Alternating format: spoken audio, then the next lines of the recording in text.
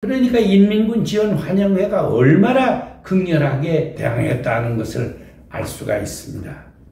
그런데 이게 민중항쟁이 되겠습니까? 그때 그 중문면 학원이라고 하는 부락은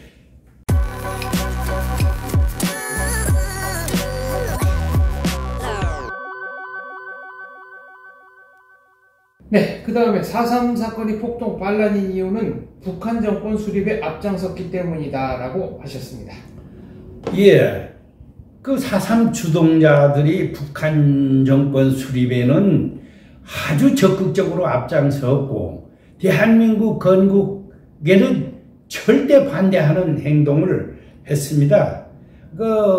남로당 주에서 두목격인 김달삼이가 그 박헌영의 지령에 따라 가지고 지하선거를 실시해서 그거 52,350명 투표지를 가지고 제주를 탈출해 가지고 북한 해주에 가서 그 8월 25일 남조선 대표자 회의에 참석해 가지고 김달삼이 말고도 4.3 주동자 중에 안세훈, 강규찬, 고진희, 이정숙, 문둥용 6사람이 거기 가서 국회의원 되고 했죠.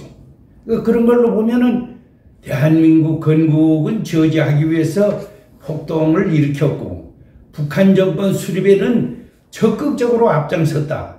이것이 항쟁이 아니다. 저는 그렇게 보는 겁니다. 네, 지하선거에 대해서도 좀 자세하게 설명해 주십시오. 지하선거는 유엔이 토착 인구 비례에 의한 총선거를 하자. 유엔 결정으로. 예, 유엔 결정으로 이제 총선이 되니까 이것이 착착 진행이 돼 가니까 남로당이 불법화돼 가지고 50선거처럼 공개적으로 그렇게 남로당이 투표를 할 수 없었거든요.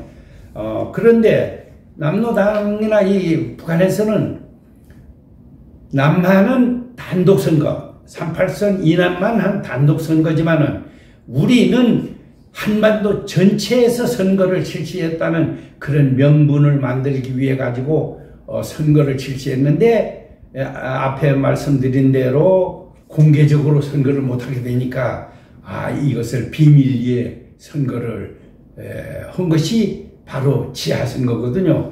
그래서 제주도에는 전국적으로는 7월 10일부터 그 지하선거가 이루어졌습니다만은 제주도는 북한에서 나온 특수요원들이 늦게 왔는지 어떤지 모르지만 7월 20일부터 8월 20일까지 그 지하선거가 있었습니다. 그래 김달삼이가 8월 2일날 월북했는데 그 이후에도 계속해서 제주도에서 지하선거는 진행이 되어 있습니다. 그래서 거기에 반대하면 서귀포 같은 데는 사람이 사망도 그 사람들이 사살을 해버리고 그런 경우도 있습니다만 그래서 남한에 배정된 360명 북조선 제1기 최고인민회의 대의원 말하자면 우리 국회의원이죠. 그걸 360을 배정했는데 이것을 남한에서 선출한다고 해서 그 3배수인 1080명 이것을 비밀리에 선출한 것이 바로 지하선거거든요. 예.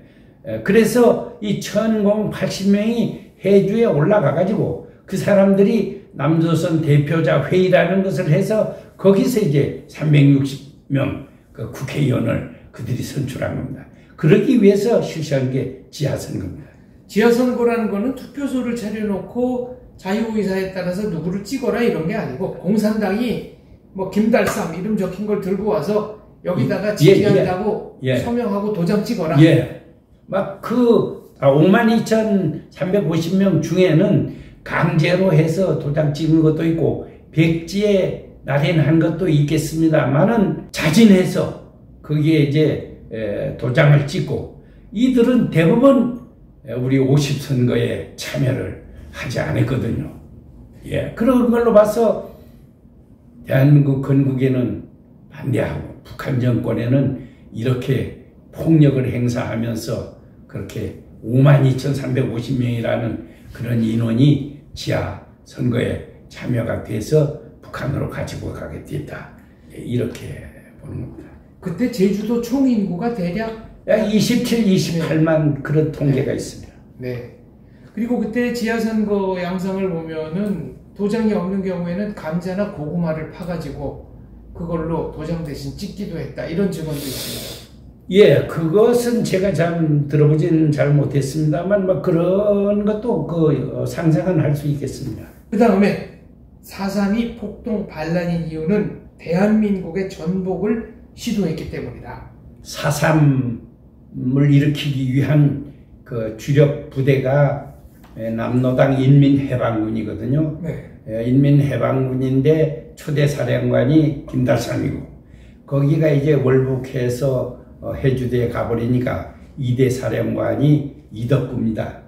근데 이덕구가 그 48년 10월 달에 되니까 여수에 주둔하던 14연대가 일개대대를 뽑아서 제주도에 가서 4.3을 진압하라 이런 명령을 받았는데 14연대 일개대대가 반란을 일으킨 것이 10월 19일 우리가 보통 얘기하는 여수 순천 반란 사건, 14연대 사건, 뭐 학문적으로는 뭐 11구 여순 사건 뭐 이렇게 하는 모양입니다만은 그 반란 사건이 일어나서 일주일 후 그러니까 10월 24일 날 그 이덕구가 대한민국을 상대로 선전포고했거든요.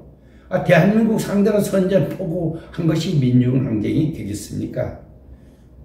그리고 남로당 제주도당은 6.25 남침 발발 직후에 각 읍면별로 인민군 지원 환영회를 조직했다고 하네요. 그렇습니다. 6.25가 6월 25일 아닙니까?